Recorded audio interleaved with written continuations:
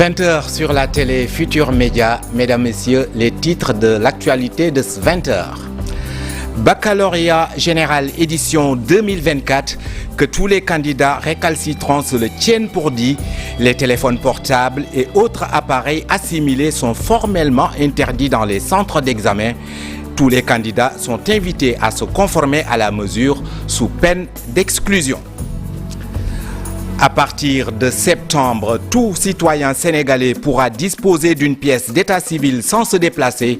C'est dans le cadre de la modernisation et de la digitalisation de l'état civil au Sénégal. À ce jour, plus de 19,4 millions d'actes ont été numérisés et plus de 19,2 millions déjà indexés. Dans la commune de Cheriflo, dans le département de Tivaouane, les populations de plusieurs villages rues dans les brancards, elles s'insurgent contre l'installation d'un dépotoir d'ordures dans leur localité. En sport, après le nul, un but partout face à la RDC comptant pour la troisième journée des éliminatoires du Mondial 2026, le système de jeu adopté par le coach Aliou Cissé passé au crible, le 3-4-1-2 pour bon nombre d'observateurs a fini de montrer ses limites. Observation que partage le capitaine des Lions, Sadio Mané, qui demande un changement. Voilà pour le sommaire. Bienvenue, bonsoir à tous.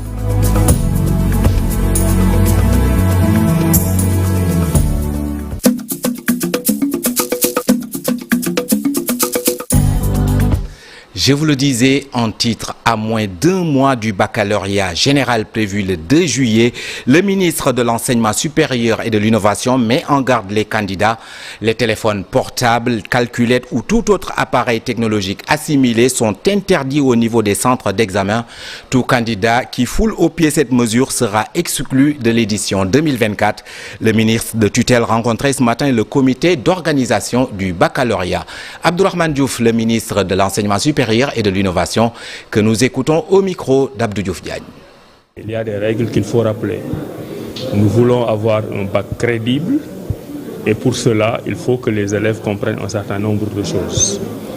Les professeurs les ont bien formés. Ils doivent venir avec beaucoup d'éthique et de morale pour faire leur examen.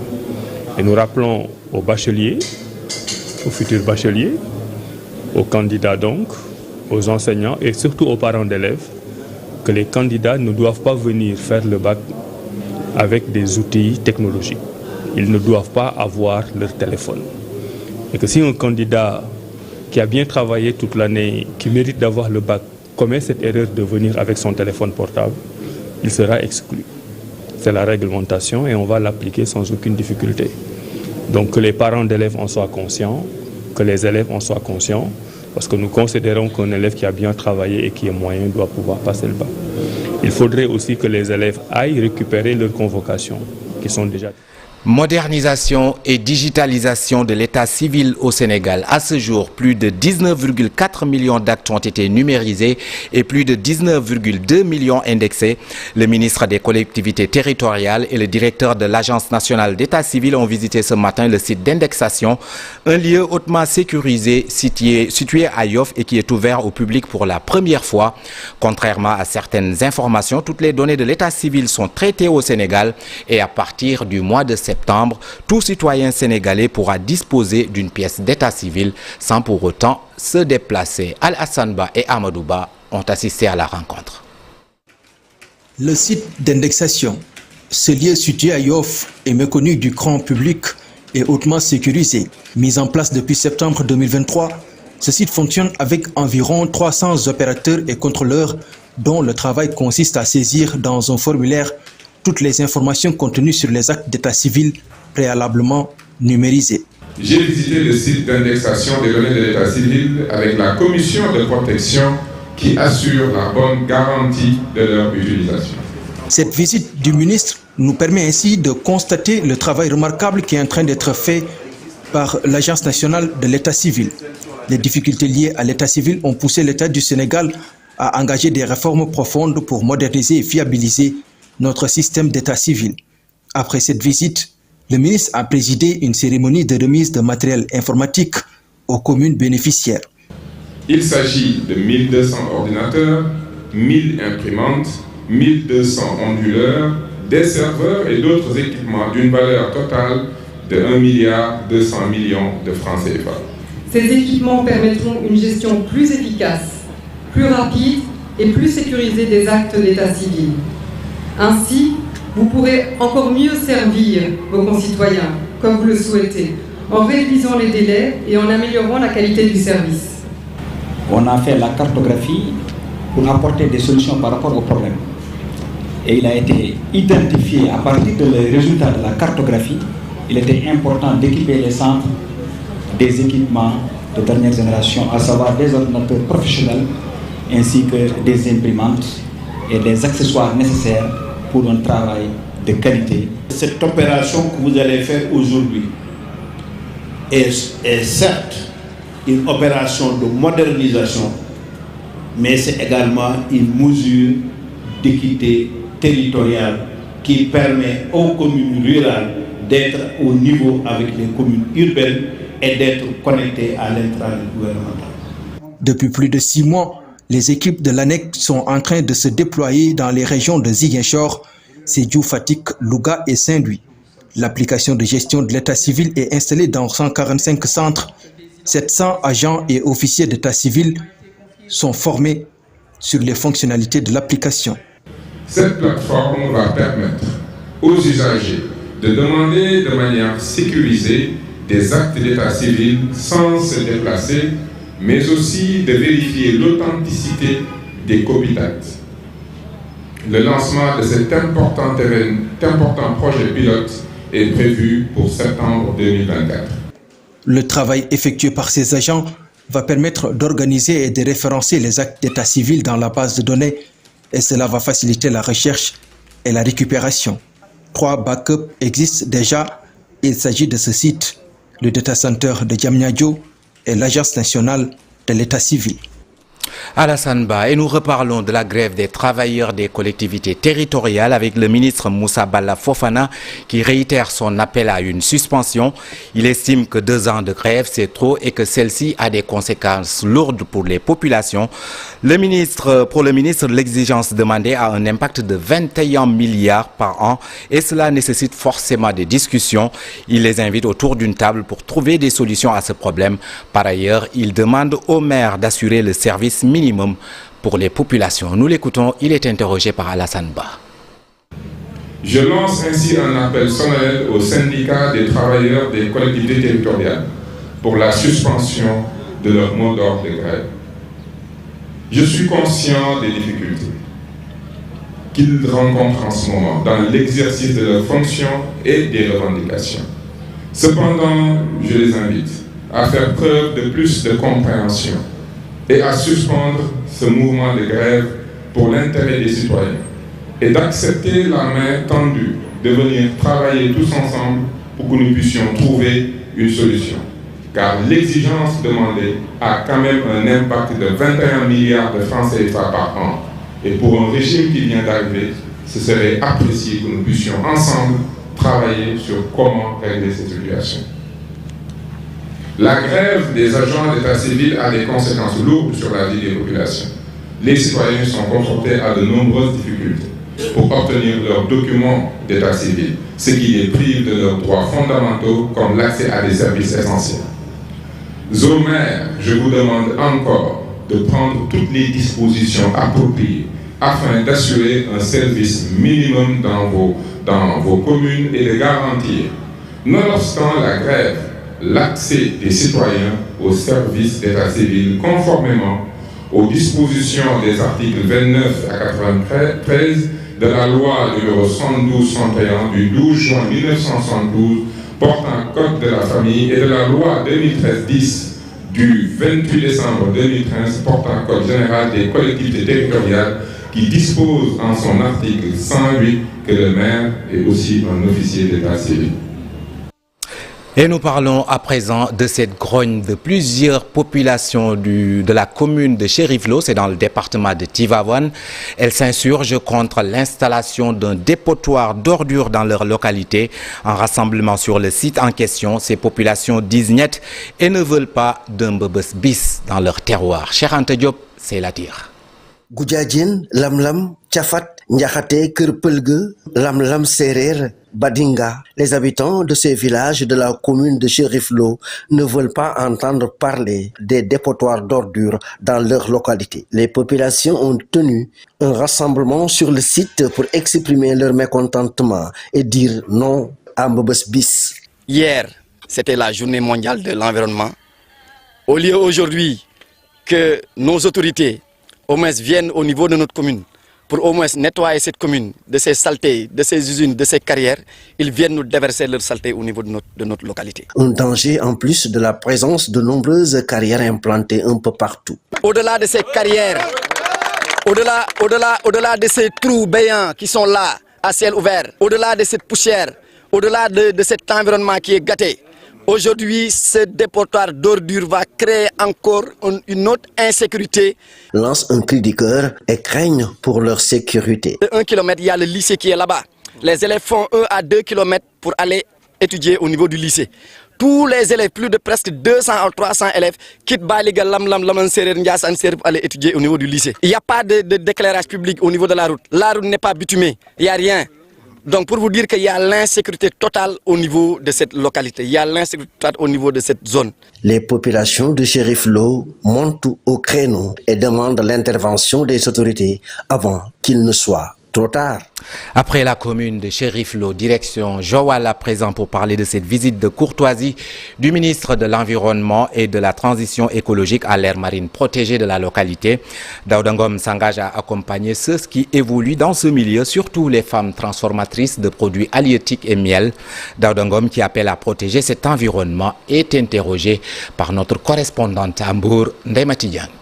Je viens de visiter l'aire marine protégée de Joal-Fadiouth, qui est une aire marine très importante parce qu'elle fait partie de la première génération des aires marines protégées au Sénégal en 2004. Et cette aire marine joue un rôle très important du point de vue écologique parce que ça permet de conserver la biodiversité, mais également de restaurer des écosystèmes dégradés. Et du point de vue socio-économique aussi, ça joue un rôle très important parce que des activités économiques s'y mènent, notamment la cueillette d'huîtres, d'arches, mais également une activité très importante comme l'apiculture qui s'y mène. Et j'ai été très heureux de visiter les ruches avec Madame le maire de la commune de Joal et le préfet du département de Mbour. Cette visite a été très enrichissante parce que ça montrait que le service des aires marines protégées travaillent en toute complicité avec les communautés locales, notamment les groupements de femmes qui sont appuyés pour mener des activités génératrices de revenus, comme je l'ai dit tantôt. Elles font de l'apiculture, elles font la collecte d'huîtres, d'arches, elles fabriquent même du charbon, des briquettes de charbon à base d'argile et de paille. Tout ça, ça contribue à limiter un peu les coupes de palétuviers. Des propos recueillis par Ndeye Matidiane. Alors qu'il est placé dans le top 10 des plus belles baies de la planète, le delta du Saloum risque de perdre sa place dans ce classement si rien n'est fait. Pour cause, le delta du Saloum est aujourd'hui assailli par des déchets plastiques de toutes sortes, un danger sur l'écosystème et sur la biodiversité. Des acteurs du tourisme ont organisé des activités de nettoiement dans les communes de Dionewar et de Palmarin pour tenter d'y remédier. Aminata Goudiaby et Abdou Karim Bey. Le delta du Saloum est inscrit depuis 2011 sur la liste du patrimoine mondial de l'UNESCO. Il s'étend sur 200 km de littoral et ses forêts de mangroves sont estimées à plus de 800 000 hectares. On y dénombre également des îles habitées et non habitées. Le Saloum est ce qui prend de la pointe de Jackson qui monte jusqu'à le Saloum et qui va aller jusqu'à la pointe de Sangomar. C'est ça qui est classé. Des îles, des îlots habités, pas habités. Environ, on peut dénombrer, je pense, entre 300 et 400 îles. Habité et pas habité, toutes confondues. Bon, le delta de Saint-Saloum, son écosystème est unique dans le monde. D'abord, que nous sommes l'estuaire le plus dynamique en Afrique de l'Ouest. Nous avons un site qui est première mondiale de la reproduction de l'esterne royal, qui est un oiseau, c'est ici, dans le Sine Saloum. Et c'est toute cette beauté et ce potentiel qui a valu au delta du Saloum d'être dans le top 5 des plus belles baies du monde. 28 pays sont membres du club des plus belles baies du monde. Le Sine Saloum y a adhéré depuis 2005. Issa Barrow est le premier Africain à diriger cette instance mondiale. Mais le Sénégal a une notoriété donc, qui est depuis qu'il est membre. En 2005, le conseil régional de Fatick, avec les acteurs touristiques que nous avons porté cette candidature du delta du Sine Saloum et nous avons fait en sorte que ça soit maintenu jusqu'à maintenant. C'est pour ça encore aujourd'hui, nous devons doubler d'efforts pour que le Sine Saloum puisse garder sa place. Mais depuis quelques années, la baie du Saloum est polluée par les déchets plastiques. Un début de dégradation est donc constaté par les acteurs. Une journée de nettoyage et de ramassage de plastique a été initié dans les communes de Palmarin et de Dionewar. Le site de débarquement de Djifer a aussi reçu quelques coups de balai. Parce que le plastique représente 80% de la pollution, mais aujourd'hui, en vrai dire, nous avons dépollué donc une partie de l'entrée de la baie du delta du Sine Saloum pour que cette entrée, pour que la baie du delta du Sine Saloum soit une baie attrayante. D'abord pour les touristes, je vois le processus depuis une quarantaine d'années et je pense qu'on note qu'il y a une dégradation vraiment. C'est à cause du plastique mais à cause des ordures. Hôteliers, autorités municipales et pêcheurs militent pour une pérennisation de cette journée d'investissement humain. Le maintien du delta du Saloum dans le top 5 des plus belles baies du monde reste un grand défi. Aminata Goudiaby, à présent, le sud du pays où la section sénégalaise d'Amnesty International exhorte les nouvelles autorités du pays à opérer des réformes qui visent à doter les paysans de titres fonciers. Seydi Gassama, le directeur exécutif, estime que c'est une approche dont la finalité est de permettre aux paysans de moderniser l'agriculture à travers l'accès au crédit au niveau des institutions financières. Il suggère par ailleurs la tenue immédiate des assises du foncier pour identifier les difficultés et y apporter des solutions. Des propos tenus à Bignona lors d'un atelier destiné à former les élus et chefs de village sur les textes qui encadrent l'administration du foncier au Sénégal. Lamine Ba. L'autosuffisance alimentaire restera un slogan tant que les nouvelles autorités n'auront pas compris que la modernisation de l'agriculture passe par l'accès au crédit bancaire pour les paysans. Le directeur exécutif d'Amnesty International, section sénégalaise, Seydi Gassama, qui émet cet avis, estime que pour y arriver, les nouvelles autorités devront s'orienter vers des réformes qui vont permettre de doter les paysans de titres fonciers. Aux dirigeants du pays, le président Bassirou Diomaye Faye, au premier ministre Ousmane Sonko, de vraiment mettre en œuvre très rapidement leur vision pour le monde rural. Il faut que les paysans aient des titres de propriété. Il faut qu'on opère des réformes dans ce pays pour que chaque famille, chaque communauté ait un bail, chaque famille, chaque communauté ait un titre foncier et qu'ils puissent utiliser ce titre de propriété pour avoir des prêts bancaires pour moderniser leur agriculture. Le Sénégal ne connaîtra pas l'autosuffisance alimentaire en comptant sur les gros investisseurs. En Asie, l'excédent commercial d'Asie qu'on déverse en Afrique, n'est-ce pas, vient des petits producteurs familiaux qui produisent et qui sont organisés en coopérative pour vendre par les États. Seydi Gassama a dans la même veine exhorté les nouvelles autorités du pays à organiser dans les meilleurs délais des assises du foncier. Une démarche qui, à ses yeux, va permettre de trouver des solutions inclusives au problème du foncier. Pour le foncier, il faut aller au-delà d'une commission de réforme. Il faut même aller vers des assises du foncier où les communautés, les collectivités territoriales, l'État, la société civile se retrouveront ensemble pour définir vraiment ce que nous voulons, n'est-ce pas, en matière de politique foncière. Et c'est la vision en matière de politique foncière doit être axée vers le renforcement des petits producteurs ruraux qui doivent avoir des titres de propriété, qui doivent pouvoir avoir des crédits, n'est-ce pas, peut-être des crédits garantis par l'État pour investir et pouvoir produire 12 mois sur 12. Aujourd'hui, le problème que nous avons, c'est qu'à cause du manque d'eau, dans le monde rural, on travaille 4 mois sur 12. Mais si l'État investit dans le monde rural, leur donne la capacité de pouvoir accéder à l'eau, les gens vont produire 12 mois sur 12. et le pays atteindra l'autosuffisance alimentaire et pourra même exporter. Donc il faut vraiment aller rapidement vers ces réformes. Des propos tenus à Bignona lors d'une rencontre destinée à former les élus et chefs de village sur les textes qui encadrent l'administration du foncier au Sénégal. Cette formation, ce séminaire qui a regroupé les maires et les chefs de village de la zone est d'une importance capitale. Parce que vous savez que les litiges fonciers, son origine généralement c'est la méconnaissance des lois. Et le thème qu'on a traité c'est sur la problématique de l'accès au foncier. Nous avons formé les chefs de village pour la distinction qu'il faut faire sur les différents domaines de l'État, notamment le domaine national, le domaine de l'État, le domaine public et le domaine privé de l'État.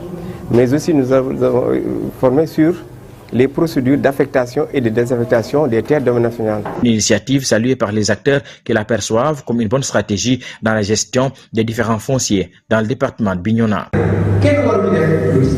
Parlons de la prévention des accidents de toutes sortes. Un atelier a été organisé à Dakar.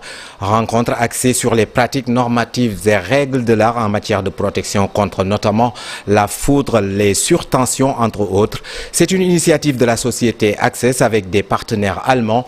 La sensibilisation et la maîtrise des bonnes pratiques par les populations permet ainsi d'éviter des drames qui surviennent souvent en cas d'accident. Nous suivons à ce propos Oumar Bababa. Il est le directeur général du cabinet d'ingénierie Access Technologies. Ses propos sont recueillis par Mambiram Diouf. Je travaille normalement en Allemagne et sur l'international. À mon retour au Sénégal, sur le projet du train express régional, on a vu qu'il y avait beaucoup de difficultés pour les sociétés locales de mener à bien des dossiers de protection contre la foudre et de malte, de mise à la terre. Donc au bout de quelques années, comme j'ai eu à travailler en Allemagne avec DEN et en Afrique du Sud, DEN qui est le leader mondial dans ce domaine, on a fait appel à eux pour le projet ferroviaire au Cap en Afrique du Sud. J'ai fait demander à travailler avec eux, à les inviter au Sénégal pour qu'ils nous donnent des précisions, pour qu'ils nous éclairent dans ce domaine, parce que j'ai vu que partout au Sénégal, dans les immeubles aussi bien résidentiels qu'industriels ou dans les projets communautaires, il y a des difficultés, et il y a des malfaçons. On n'arrive pas à faire la mise à la terre correctement. La protection parafoudre est implémentée, mais elle n'est pas bonne.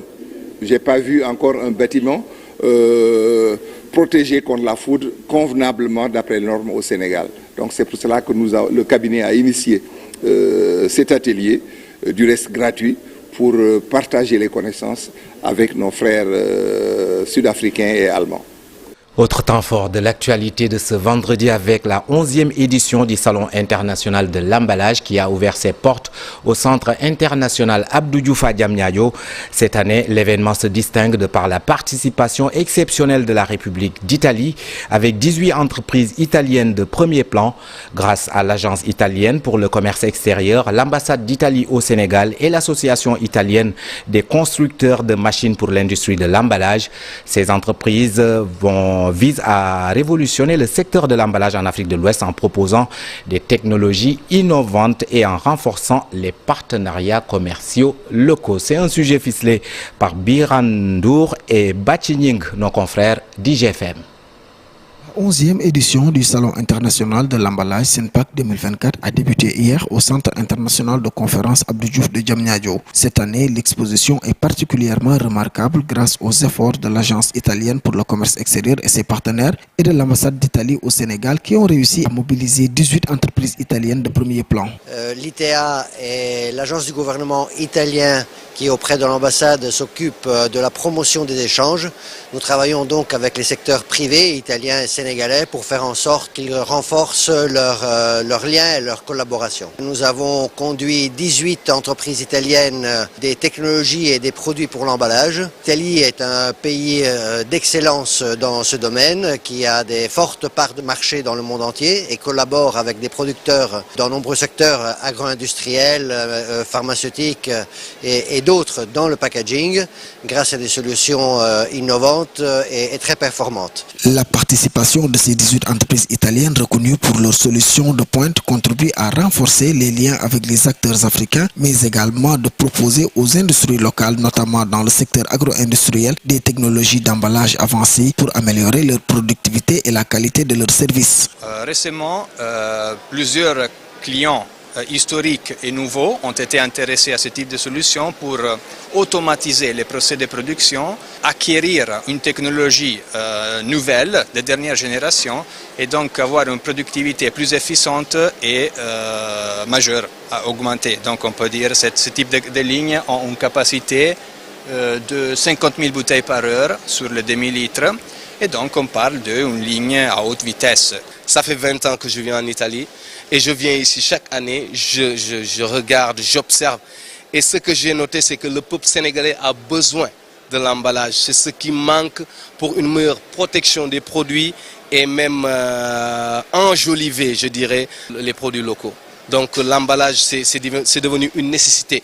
Et même aussi pour une question sanitaire. Le Senpac 2024 n'est pas seulement une exposition, mais aussi une plateforme dynamique pour favoriser les partenariats commerciaux et explorer de nouvelles tendances du marché. Les opportunités sont dans la croissance du marché au Sénégal, soit marché domestique, soit marché régional.